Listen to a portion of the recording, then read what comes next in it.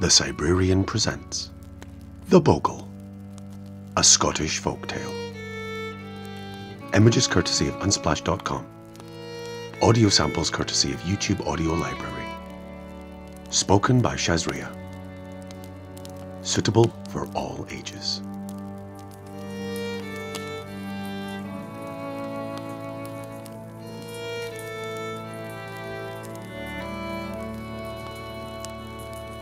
Come in, for a winter evening's amusement.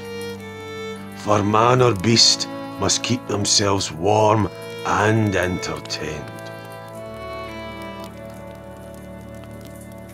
This evening we are going to be told of Bogles. Cheeky wee beasties that love to amuse themselves at your expense. So listen well.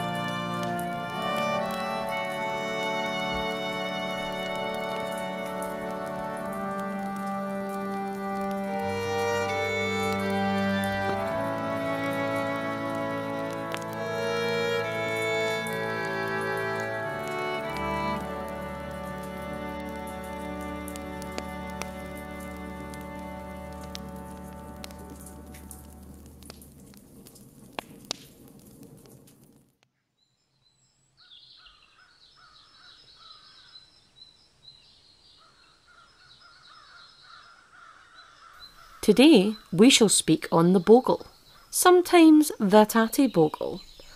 The Bogle is a freakish spirit who delights in perplexing and frightening mankind rather than to either serve or seriously hurt them.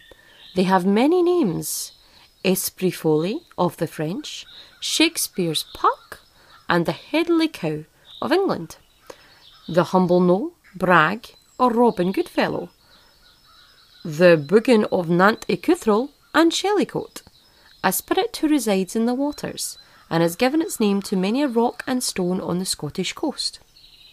One of Shellycoat's pranks is thus narrated: two men on a very dark night, approaching the banks of the Ettrick, heard a doleful voice from its waves repeatedly exclaim, "Lost! Lost!"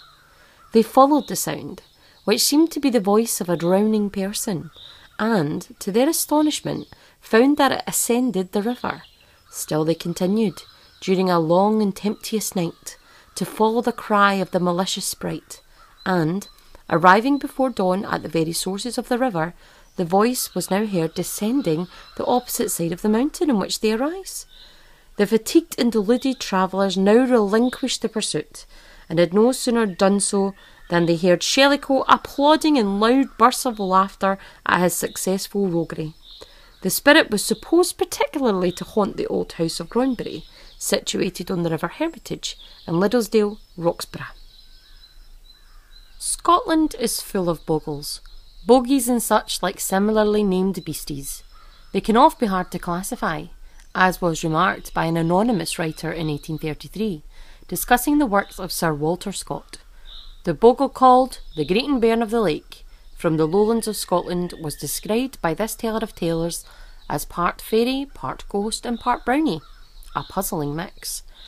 Bogles are creatures that can take a range of forms, as well as names.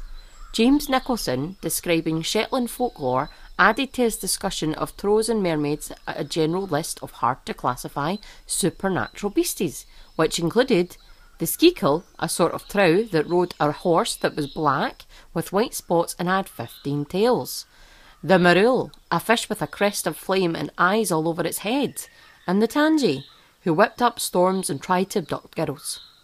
Duncan McInnes, describing Argyllshire, adds to this list a giant of Thoth, with 7 heads, 7 humps, and 7 necks.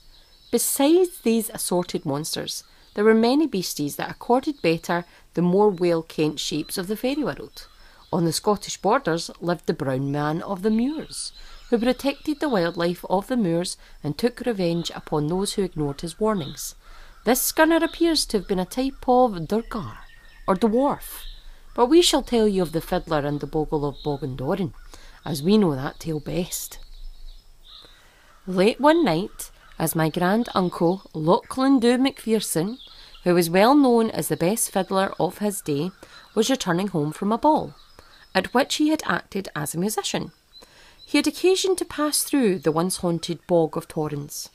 Now, it happened at that time that the bog was frequented by a huge Bogle or ghost, who was of a most mischievous disposition, and took particular pleasure in abusing every traveller who had occasion to pass through the place betwixt the twilight at night and cock-crowing in the morning.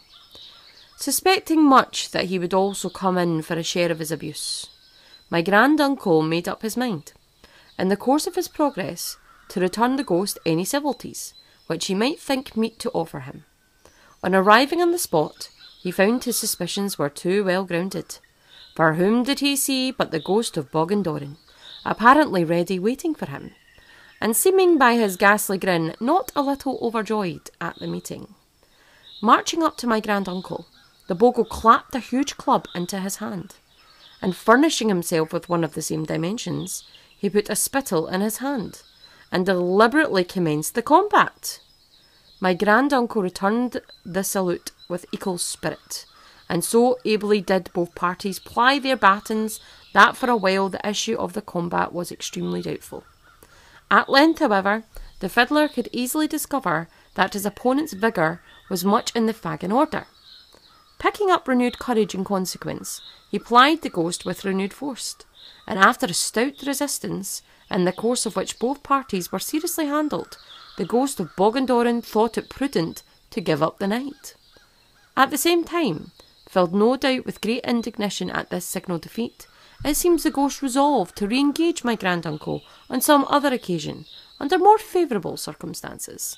Not long after, as my grand-uncle was returning home quite unattended from another ball in the braes of the country, he had just entered the hollow of Aldertrosh, well known for its eerie properties, when lo, who presented himself to his view on the adjacent eminence but his old friend of Bogle, advancing as large as the gable of a house, and putting himself in the most threatening and frightening attitudes. Looking at the very dangerous nature of the ground where they had met, and feeling no anxiety for a second encounter with a combatant of his weight, in a situation so little desirable, the fiddler would have willingly deferred the settlement of their differences till a more convenient season. He, accordingly, assuming the most submissive aspect in the world, endeavoured to pass by his champion in peace, but in vain. Longing, no doubt, to retrieve the disgrace of his late discomfiture, the Bogle instantly seized the fiddler, and attempted with all his might to pull the latter down the precipice, with the diabolical intention, it is supposed, of drowning him in the river even below. In this pious design the Bogle was happily frustrated by the intervention of some trees which grew on the precipice, and to which my unhappy grand-uncle clung with the zeal of a drowning man. The enraged ghost, finding it impossible to extricate him from those friendly trees, and resolving, at all events, to be revenged upon him, fell upon maltreating the fiddler with his hands and feet in the most inhumane manner.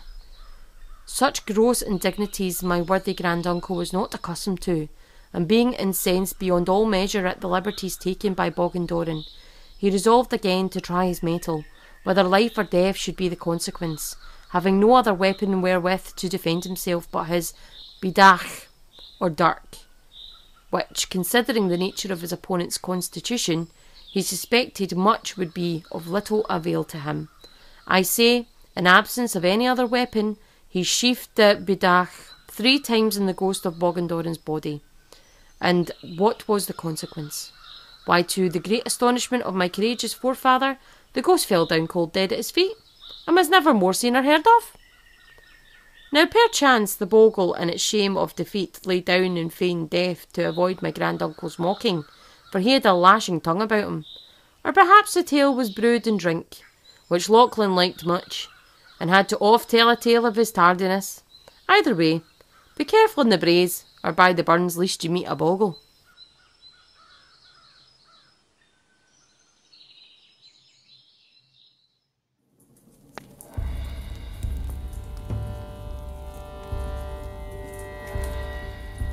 We're always glad of your company, and be careful you don't get scunnered by a Bogle.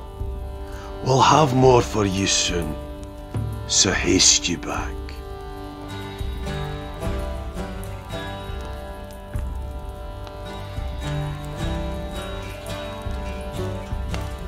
thank you for listening.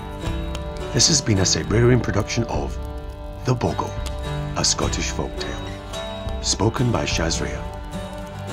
Images courtesy of Unsplash.com. Audio samples courtesy of YouTube Audio Library. For updates, follow Fane Studios on Facebook, Twitter and Instagram. Please like, comment, share, subscribe and hit the notification bell of the Cybrarian YouTube channel. And if you're feeling generous, buy us a coffee to support our work. All links in the description.